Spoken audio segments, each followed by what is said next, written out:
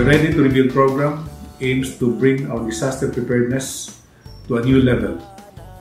We are building the capacity of government planners and technical staff at the national and local levels to recover better from natural and human-induced disasters. The Ready to Rebuild Disaster Rehabilitation and Recovery Training Program. The World Bank, in partnership with the Office of Civil Defense, developed this Ready to Rebuild program, training LGUs on preparing local recovery frameworks and plans even before a disaster happens. We have developed a community of NGAs and LGU officials and staff who are more confident on their preparedness to effectively respond and recover from disasters.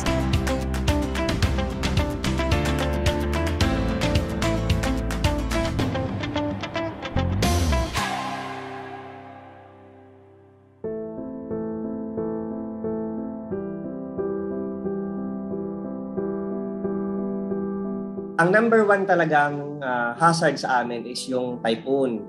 Yung top 2 hazard namin is yung storm surge. For Davao de Oro, then Compostela Valley was able to witness the aftermath of Typhoon Pablo. This typhoon has really caused a lot of lives. Because of the COVID-19, in the early months, we closed the outpatient services. Operations were also limited, the use of OR. Only emergency cases were done.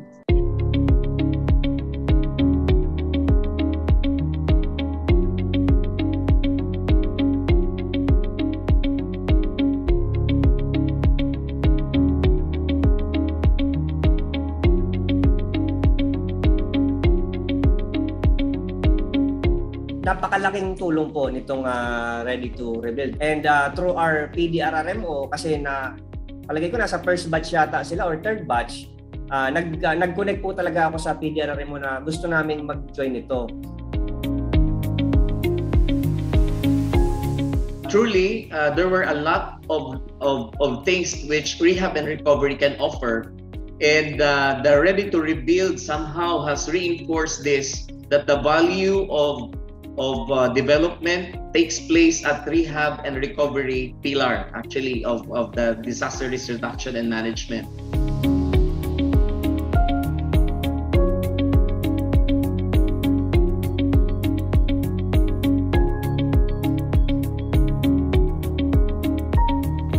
Maganda po yung structure niya sapagkat una, online siya, every afternoon. Ang mga speakers natin, sabi ko nga, talagang mga experts from different agencies. And hindi lang po siya na online, meron, di ba, may alternate siya na asynchronous, so offline din. Your methodology, the methodology is very effective because we're given the chance to do the workshop. So it's actually application of what we have learned. Kami naman ay naghihingi po ng ayuda or ng tulong sa national government. Palagi po siyempre ang hihingi nun yung mga reports, yung may template, yung rehabilitation plan. So, yun po ang ina-address nitong program po ninyo na napakaganda. Malaking tulong ito sapagkat kumbaga, pag naghingi ng requirements, ay meron kaagad kaming maipapakita.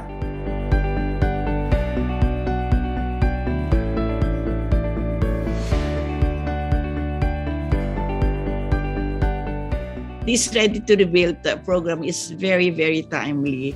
So when it comes to pandemic, it would actually require the interaction of the different agencies. Indeed, the health sector cannot stand alone. Hopefully, the different local governments, officials can come up with a very comprehensive plan for the disaster, including the post-recovery and rehabilitation program for the respective communities, because it will really help them a lot, as well as at the end it can save lives, money, and effort. And since I am participating in this Ready to Rebuild, I would revise our disaster preparedness plan, integrating what I have learned. We're even happier this time because we are crafting our new plan for the Provincial Disaster Risk Reduction and Management Plan, it has taken into account all the provisions following the National Disaster Risk Reduction and Management Plan, which outlined most of your priorities for Ready to Rebuild under rehab and recovery. Our plan will be more inclusive this time and to put more emphasis on the efforts on rehab and recovery, that it's not only for rebuilding houses, but it's also rebuilding the optimum level of functioning of individuals. I therefore enjoin you to utilize all your gains from this program to reinforce preparations for post-disaster recovery efforts in your respective communities. Let us always work collectively as we continue to build a safer, climate change adaptive and resilient nation.